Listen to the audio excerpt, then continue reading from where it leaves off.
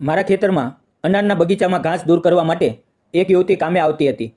તે વિધવા હતી, પણ દેખાવમાં ખૂબ જ સુંદર હતી. તેની મોટી મોટી આંખો, લાંબા કાળા વાળ અને ચહેરા પરની નિર્દોષ સ્મિત મને અજાણતા તેની તરફ આકર્ષિત કરતી હતી. તે દિવસે હું અને તે બંને ખેતરમાં હતા, કારણ કે મારી માં બીમાર હોવાને કારણે આવી શકી નહોતી. હું હજુ અપરિણિત હતો, તેથી મારું મન વધુ ને વધુ તેની તરફ ખેંચાતું હતું. બપોરે અમે બંને ઝાડ નીચે બેસીને આરામ કરી રહ્યા હતા. તેની સુંદરતા જોઈને મારું મન બેકાબૂ થવા લાગ્યું. તો નમસ્કાર મિત્રો, મારું નામ અરુણ છે. હું એક ખેડૂત છું અને મારી પાસે 3 એકર જમીન છે. મારી ઉંમર હાલ 34 વર્ષની છે અને હું હજુ અપરિણિત છું. મેં મારી જમીન પર અનારનો બગીચો રોપ્યો છે. તે બગીચામાં ઘણું ઘાસ ઉગી ગયું હતું, જેને દૂર કરવા માટે મને એક મહિલા મજૂરની જરૂર હતી. પરંતુ ગામમાં મજૂર મેળવવું મુશ્કેલ બની ગયું હતું. ત્યારે મારી માએ નક્કી કર્યું કે તે ગામમાં પૂછપરછ કરશે અને જોશે કે કોઈ મહિલા કામે આવવા તૈયાર છે કે નહીં. આખા ગામમાં પૂછપરછ કર્યા બાદ માએ જાણ્યું કે ગામની એક યુવાન વિધવા મહિલા મનીષા કામ કરવા તૈયાર છે. બીજે દિવસે સવારે જ્યારે હું ખેતરે પહોંચ્યો ત્યારે મા સાથે તે મહિલા મનીષા પણ ત્યાં આવતી હતી. તે દેખાવમાં ખૂબ જ સુંદર હતી. તેની મોટી મોટી આંખો, લાંબા કાળા વાળ અને તેના શરીર પર બંધાયેલી લાલ સાડી તેના પર જાણે શોભી રહી હતી. હું, મા અને મનીષા અમે ત્રણેય મળીને ખેતરનું ઘાસ દૂર કરવા લાગ્યા. કામ કરતાં કરતાં હું વારંવાર મનીષાની તરફ જોતો રહેતો. તે ખૂબ જ સુંદર હતી, પરંતુ તેના ચહેરા પર ઊંડા દુઃખની છાયા સ્પષ્ટ દેખાતી હતી. માએ 2-3 વાર પૂછ્યું પણ, મનીષા, તું અમારી સાથે વાત કેમ નથી કરતી? કોઈ નારાજગી છે કે મનમાં કોઈ દુઃખ છે? પરંતુ મનીષા કંઈ બોલી નહીં. બસ ચૂપચાપ પોતાનું કામ કરતી રહી. ધીમે ધીમે બપોર થઈ. સૂરજ માથા પર ચડ્યો અને 1 વાગ્યો. મેં કહ્યું, ચાલો હવે ખાવાનો સમય થયો છે. અમે ત્રણેય ખેતરની કોરે એક મોટા આંબલીના ઝાડ નીચે બેસી ગયા. ધોમધખતી ગરમીથી શરીર બળી રહ્યું હતું, પરંતુ ઝાડ નીચે આવતા ઠંડા પવનની રાહત મળી. મનીષા આખો દિવસ ધોમધખતા તડકામાં કામ કરતાં કરતાં પરસેવેથી લથપથ થઈ ગઈ હતી. તેનો ચહેરો થાકેલો લાગતો હતો. ઝાડ નીચે બેસ્યા બાદ તેના ચહેરા પર થોડી શાંતિ ઝળકવા લાગી. બધાને તરસ લાગી હતી. અમારા ખેતરમાં કૂવો હતો, તેથી માએ કહ્યું, અરુણ, ઘડાનું પાણી ખતમ થઈ ગયું છે, જરા કૂવામાંથી પાણી લઈ આવ. હું તરત ત્યાં ગયો. એક ઘડો ઠંડુ પાણી ભર્યું અને પાછો આવ્યો. સૌથી પહેલાં 1 લોટો પાણી માને આપ્યો અને બીજો લોટો ભરીને મનીષાને આપ્યો. હું તેની તરફ જોઈ રહ્યો હતો. જ્યારે તે પાણી પી રહી હતી ત્યારે તેના ગળામાંથી નીચે ઉતરતું પાણી મને સ્પષ્ટ દેખાતું હતું. તે એટલી ગોરી અને સુંદર હતી કે થોડી પળો માટે મારું સંપૂર્ણ ધ્યાન તેના પર ટકી ગયું. પછી અમે બધાએ પોતપોતાના ડબ્બા ખોલ્યા. દરેકે પોતાની શાકભાજી અને રોટલી એકબીજા સાથે વહેંચી. મનીષાએ પોતાનો ડબ્બો ખોલ્યો તો તેમાં માત્ર 2 રોટલી અને થોડી ચટણી હતી. આ જોઈને માની આંખોમાં આંસુ આવી ગયા. માએ કહ્યું, અરે મનીષા, તું શાક કેમ નથી લાવી? રોજ માત્ર ચટણીથી પેટ કેવી રીતે ભરાય છે? આ સાંભળીને મનીષાની આંખોમાં આંસુ આવી ગયા. તે કંઈ બોલ્યા વગર શાંતિથી ખાવા લાગી. માએ ફરી પૂછ્યું, શું થયું રે? તને પતિની યાદ આવે છે કે શું? તારા મનની વાત અમને કહે. ત્યારે મનીષાએ ધીમે ધીમે બોલવાનું શરૂ કર્યું. તેનો અવાજ ધ્રુજી રહ્યો હતો. તેણે કહ્યું, પતિના જવાનું દુઃખ તો છે જ, પણ તેનાથી પણ મોટું દુઃખ એ છે કે મરતા પહેલાં તેમણે વેપાર શરૂ કરવા માટે શાહુકાર પાસેથી 40,000 રૂપિયાનું ઋણ લીધું હતું. પરંતુ વેપાર ડૂબી ગયો. શાહુકારે વ્યાજ પર વ્યાજ ઉમેર્યું અને હવે લગભગ 1 લાખ રૂપિયાનું વ્યાજ બાકી છે. હું બીજાના ખેતરમાં મજૂરી કરીને ફક્ત વ્યાજ જ ચૂકવતી રહું છું, પરંતુ હવે તે પણ શક્ય નથી. દિવસે દિવસે ઋણ વધતું જાય છે. મારું ઘર સંપૂર્ણ રીતે બરબાદ થઈ ગયું છે. પતિ ગયા અને જીવન વેરાન થઈ ગયું. આટલું કહેતા જ તેની આંખોમાંથી આંસુની ધારા વહેવા લાગી અને તે રડી પડી. તે પળે મારા હૃદયમાં પણ દુઃખની એક લહેર ઉઠી. તેના ચહેરા પર તેના દુઃખનો સંપૂર્ણ બોજ સ્પષ્ટ ઝળકતો હતો અને મને પહેલીવાર અહેસાસ થયો કે આ સુંદર ચહેરાની પાછળ કેટલું ઊંડું દુઃખ છુપાયેલું હોઈ શકે. માએ પ્રેમથી મનીષાના માથે હાથ ફેરવ્યો. મનીષાની આંખોમાંથી આંસુની ધારા વરી રહી હતી. માએ તેને દિલાસો આપ્યો. તેના ડબ્બામાં પોતાના તરફથી શાકભાજી અને રોટલી ઉમેરી અને પછી અમે ત્રણેય મળીને જમવાનું પૂરું કર્યું. ધૂપ ખૂબ તેજ હતી, તેથી અમે લગભગ 1 કલાક સુધી ઝાડ નીચે આરામ કર્યો અને પછી બપોરે 2:30 વાગ્યે ફરીથી કામ શરૂ કર્યું. પરંતુ મારા મનમાંથી મનીષાની વાતો અને તેનું ઋણ કોઈ રીતે નીકળતું નહોતું. તેનું તૂટેલું જીવન, શાહુકારના ઋણમાં ફસાયેલી એક નિરાધાર વિધવા, આ બધા વિચારોએ મારું મન ભારે કરી દીધું હતું. ધીમે ધીમે સાંજના 5 વાગ્યા. મેં કહ્યું, માં, 5 વાગ્યા છે, હવે ચાલો ઘરે જઈએ. અમે કામ બંધ કર્યું અને ઘર તરફ નીકળી પડ્યા. અમારું ખેતર ગામથી લગભગ 1 કિલોમીટર દૂર હતું. અમે ત્રણેય સાથે ચાલી રહ્યા હતા. હું વારંવાર મનીષાની તરફ જોતો રહેતો. તેનું ચાલવું, તેના શરીર પર લહેરાતી સાડી અને તેની પાતળી કમરનું હલનચલન બધું જ એટલું સુંદર અને આકર્ષક લાગતું હતું કે મારી નજર વારંવાર તેની તરફ ખેંચાઈ રહેતી હતી. તેણે પોતાનું મન હળવું કરી લીધું હતું, એટલે કદાચ તેના ચહેરા પર હવે થોડી રાહત હતી. થોડી વારમાં અમે ગામમાં પહોંચી ગયા. મારા ઘરથી લગભગ 1 કિલોમીટર દૂર તેનું ઘર હતું. અમારી ઓળખાણ હજુ નવી હતી, પરંતુ તેની આંખોમાં ઝળકતું દુઃખ અમારી વચ્ચે એક વિચિત્ર નિકટતા લાવી હતી. મનીષાના સાસુ સસરા નહોતા. તે એકદમ એકલી રહેતી હતી અને આ વાત મારા હૃદયને ખૂબ ચૂપતી હતી. બીજા દિવસે સવારે મારી માને થોડો તાવ આવ્યો. તેમ છતાં તે ખેતર જવાનો આગ્રહ કરતી હતી. મેં તેને રોકી. માં, તું આરામ કર, દવા લે અને સૂઈ જા. જો હવે ખેતરે ગઈ તો તબિયત વધુ બગડશે. કામની ચિંતા ન કર, હું છું ને. પછી હું મેડિકલ સ્ટોરમાંથી દવા લાવ્યો. માએ દવા લીધી અને આરામ કરવા લાગી. સવારે 10 વાગ્યે હું ખેતરે પહોંચ્યો અને કામ શરૂ કર્યું. ખેતરના બાંધ પરથી હું જોઉં છું તો દૂરથી મનીષા આવી રહી હતી. તેના હાથમાં એક નાની પોટલી હતી, જેમાં કદાચ તેનો ટિફિન અને ઘાસ કાપવાના સાધનો હશે. હું તેને દૂરથી જોતો હતો. સવારના ધોમ ધકતા તડકામાં તે જાણે ચમકી રહી હતી.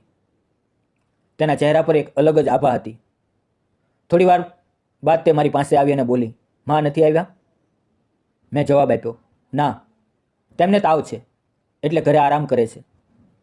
આ સાંભળીને મનીષાના ચહેરા પર ચિંતાની રેખાઓ ઉભરી આવી. તેણે કહ્યું, શું થયું? તબિયત વધુ ખરાબ છે? મેં કહ્યું, સવારે ખાવાનું બનાવતી વખતે તેમને તાવ આવ્યો. હું તેમના માટે દવા લાવ્યો છું. તે દવા લઈને આરામ કરે છે. તું ચિંતા ન કર. આ સાંભળીને મનીષા શાંત થઈ અને કામે લાગી. અમે બંને બેસીને ઘાસ કાપવા લાગ્યા. હું વારંવાર ચોરી છુપે તેની તરફ જોતો રહેતો. તેનો સાથ મને એક વિચિત્ર આનંદ આપી રહ્યો હતો. તેની વાતોમાં મીઠાશ હતી, અવાજમાં નરમાઈ હતી અને તેની હાજરીથી ખેતરમાં કામ કરતાં મનને એક અનોખી શાંતિ મળી રહી હતી. વાતોમાં બપોર થઈ ગઈ, અમને ખબર જ ન પડી. બપોરે અમે બંને સાથે ખાવાનું ખાધું. પછી નજીકના ઝાડ નીચે જઈને થોડીવાર આરામ કરવા લાગ્યા. હું તેની તરફ જોતો હતો, પરંતુ તેની આંખોમાં ફરી એ જ ઉદાસી પાછી આવી હતી. તેની આંખોમાંથી આંસુ ટપકી રહ્યા હતા. તેને આ રીતે જોઈને મને ખૂબ ખરાબ લાગ્યું. મેં ધીમેથી કહ્યું, મનીષા, તું આટલી ચિંતા કેમ કરે છે? આજે ફરી શું થયું? ત્યારે તેણે આંસુ લૂછતા કહ્યું, આજે સવારે શાહુકાર ઘરે આવ્યો હતો. તે પૈસા માંગતો હતો. મેં કહ્યું કે મારી પાસે હાલ આટલા પૈસા નથી, પરંતુ તે કંઈ સાંભળવા તૈયાર નહોતો. ઉલટો તેણે મારા પર હાથ નાખવાનો પ્રયાસ કર્યો. મેં જોરથી બૂમ પાડી અને તેને ઘરમાંથી બહાર કાઢી દીધો. પરંતુ જતાં જતાં તેણે ધમકી આપી કે જો 1 અઠવાડિયામાં પૈસા નહીં ચૂકવ્યા તો મારું ઘર પણ તે કબજે કરી લેશે. આ સાંભળીને હું સ્તબ્ધ થઈ ગયો. મારી આંખો સામે એક વિધવા સ્ત્રીનું સંઘર્ષમય જીવન ફરવા લાગ્યું. પૈસાની લાલચમાં શાહુકાર કેટલું નીચે ગયો હતો અને એકલી મનીષા તે રાક્ષસ જેવા માણસ સામે ઝઝૂમી રહી હતી. આ વિચારે મારા હૃદયમાં ગુસ્સો અને દયા બંને ઉભરાઈ આવ્યા. મને ખૂબ ખરાબ લાગ્યું. શું કરું તે સમજાતું નહોતું, કારણ કે હવે મનીષા મને ધીમે ધીમે ગમવા લાગી હતી અને તેનું આ દુઃખ હું સહન નહોતો કરી શકતો. મારી પાસે થોડા ઘણા પૈસા જમા હતા અને તેનું ઋણ લગભગ 1 લાખ રૂપિયાનું હતું. અમે મહેનત કરીને ઘરમાં લગભગ 1.5 લાખ રૂપિયા બચાવ્યા હતા. પરંતુ માં પરવાનગી આપશે કે નહીં, આ વિચારે હું ઉલઝનમાં હતો. મેં મનોમન નક્કી કર્યું કે હું તેની મદદ કરીશ. મેં તેને ધીમેથી કહ્યું, મનીષા, ચિંતા ન કર, કોઈ ને કોઈ રસ્તો નીકળી જશે. પછી મેં કહ્યું કે હું ઘરે જઈને માની તબિયત જોઈ આવું છું અને ત્યાંથી નીકળવી પડ્યો. ઘરે પહોંચ્યો તો જોયું કે માનો તાવ વધી ગયો હતો. મેં તેમને તરત નજીકની હોસ્પિટલમાં લઈ ગયો.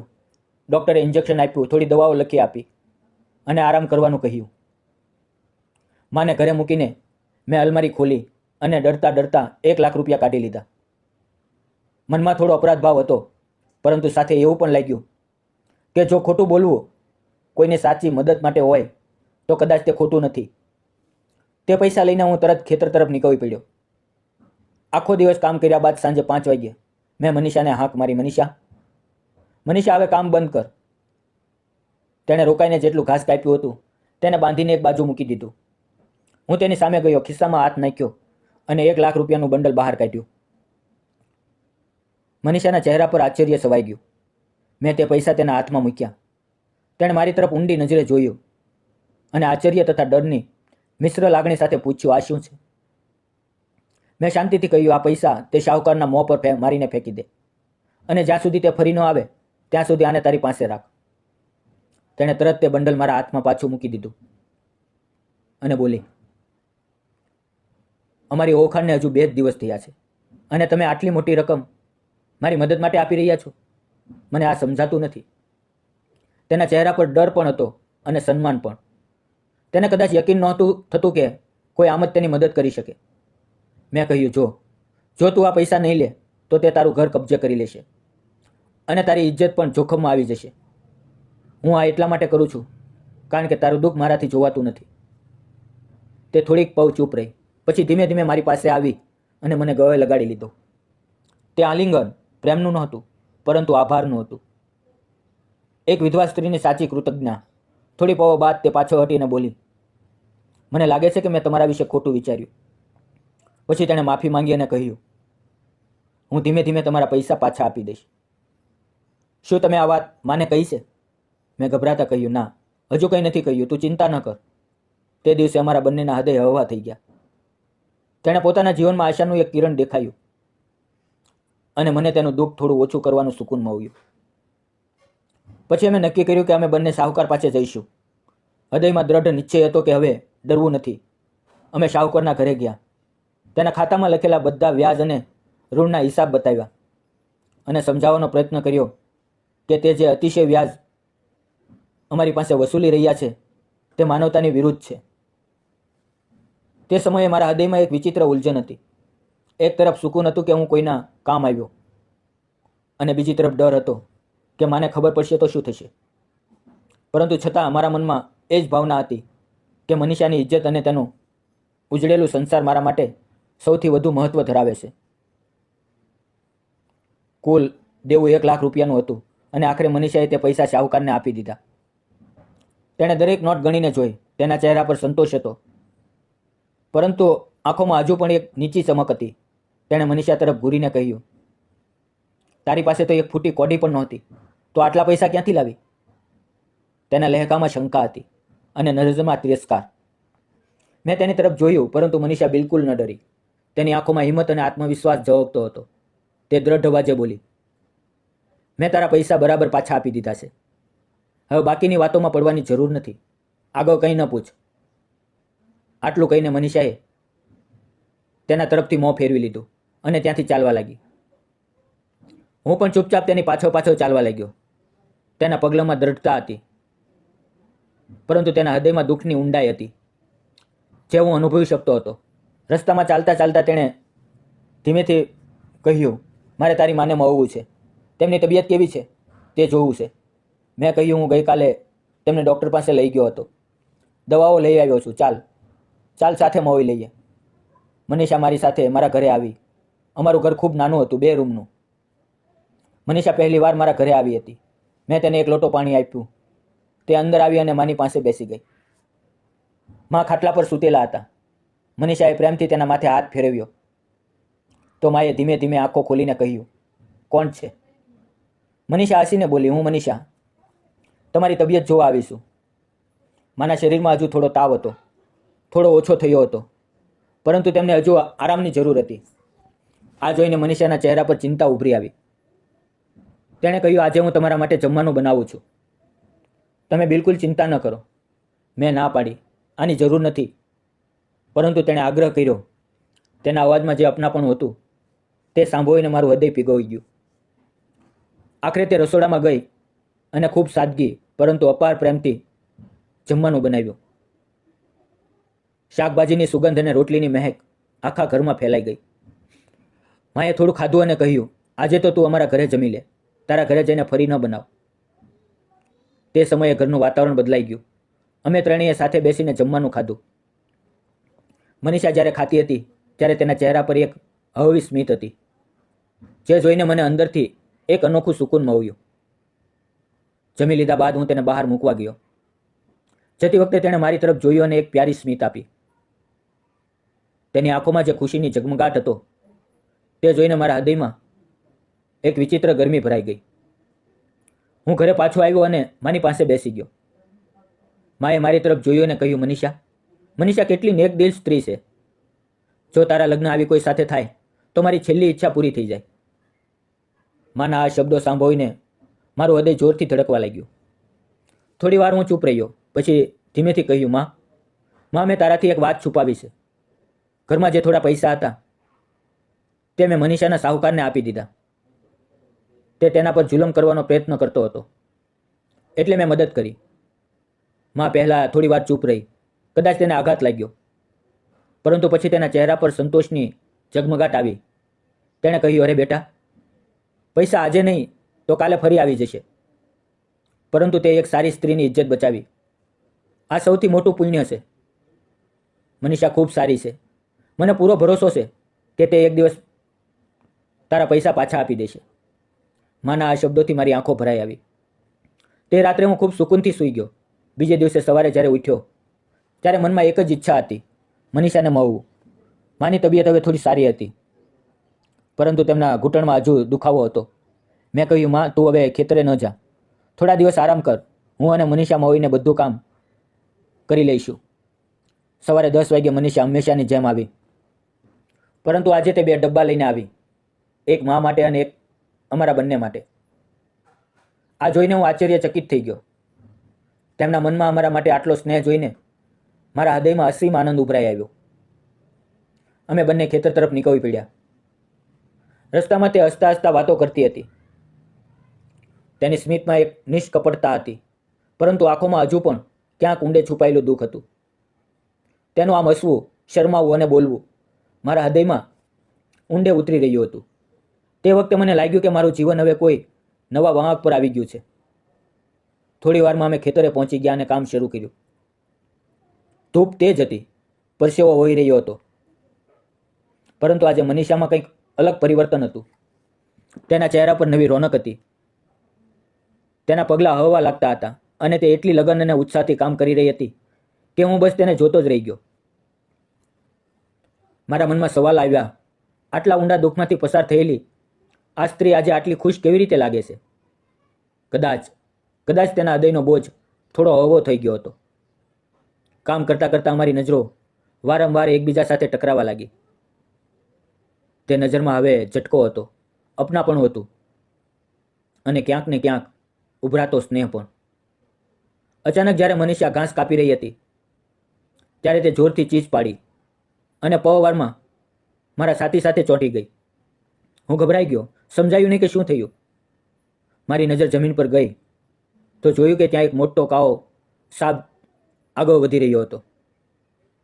મારું હૃદય જોરથી ધડકવા લાગ્યું, પરંતુ તે પળે મારા પર સાપ કરતાં વધારે મનીષાનો અહેસાસ આવી હતો. તે મારી બાહોમાં સમાઈ ગઈ હતી. હવે તે પણ મને સુસ્તપણે પકડી રહી હતી. થોડી વાર પછી સાપ આગળ નીકળી ગયો અને મનીષા ધીમે ધીમે મારાથી અલગ થઈ. તેણે માથું નમાવ્યું. ચહેરા પર લાલી હતી, પરંતુ હોઠ અને હળવી સ્મિત ખીલી હતી. તે પળે મને લાગ્યું કે જો તે સાપ ત્યાં ન આવ્યો હોત તો કદાચ મને તેની આ મધુર બાહોનો અહેસાસ ક્યારેય ન થયો હોત. મારા મનમાં તે સાપ પ્રત્યે પણ એક વિચિત્ર કૃતજ્ઞતા ભરાઈ આવી. થોડી વાર બાદ બપોર થઈ. આજે પણ મનીષા પોતાનું ટિફિન લાવી હતી, પરંતુ આ વખતે અમે બંને ખૂબ નજીક બેસીને એક જ થાળીમાં પ્રેમથી જમવાનું. અમારી આંખો વધુ વાત કરી રહી હતી. તેના હસતા ચહેરામાં હવે એક અલગ જ ચમક હતી. જમવાનું ખાઈ લીધા બાદ અમે એક ઝાડ નીચે બેસી ગયા. ઠંડી છાંય, હળવો પવન અને અમારી નિકટતા બધું જ કોઈ સ્વપ્ન જેવું લાગતું હતું. હું ઝાડને ટેકો લઈને બેસી ગયો અને મનીષા બિલકુલ નજીક આવી ગઈ. તેનો હાથ મારા હાથની નજીક હતો. મેં ધડકતા હૃદયે ધીમે તેનો હાથ પકડી લીધો. મનીષાએ એકવાર મારી તરફ જોયું, પરંતુ હાથ પાછો ન ખેંચ્યો. તેની આંખોમાં ઝટકો હતો, પરંતુ વિરોધ નહોતો. પળે પળે અમારી વચ્ચેનું અંતર ઘટતું ગયું. અમે એકબીજા તરફ ફર્યા અને અજાણતા અમારા ચહેરાઓ વચ્ચેનું અંતર ઘટવા લાગ્યું. તે સમયે અમારું જીવન સંપૂર્ણ બદલી નાખ્યું. હવે અમે ફક્ત ખેતરમાં કામ કરતા સાથીઓ નહોતા, પરંતુ જીવનના પ્રેમી અને સાચા હમસફર બની ગયા હતા. આવી જ રીતે થોડા દિવસો પસાર થયા. લગભગ 8-10 દિવસ સુધી અમે રોજ સાથે કામ કરતા, સાથે જમતા, હસતા, વાતો કરતા અને એકબીજાની વધુ નજીક આવતા ગયા. આખરે અનારના બગીચાનું બધું ઘાસ સંપૂર્ણપણે દૂર થઈ ગયું અને કામનો છેલ્લો દિવસ આવી પહોંચ્યો. બપોરે જમ્યા બાદ અમે હંમેશાની જેમ ઝાડ નીચે બેસીને વાતો કરી રહ્યા હતા. પરંતુ આજનો દિવસ અલગ હતો, કારણ કે કાલથી મનીષા ખેતરે નહોતી આવવાની. મારું મન ખૂબ બેચેન હતું. હિંમત જુટાવીને મેં તેને કહ્યું, મનીષા, આપણે બંને લગ્ન કરી લઈએ. હું તને સાચા દિલથી પ્રેમ કરું છું. જે દિવસે મેં તને પહેલી વાર જોઈ, તે દિવસથી જ મારું દિલ તારું થઈ ગયું છે. મનીષાની આંખોમાં આંસુ આવી ગયા, પરંતુ ચહેરા પર મીઠી સ્મિત હતી.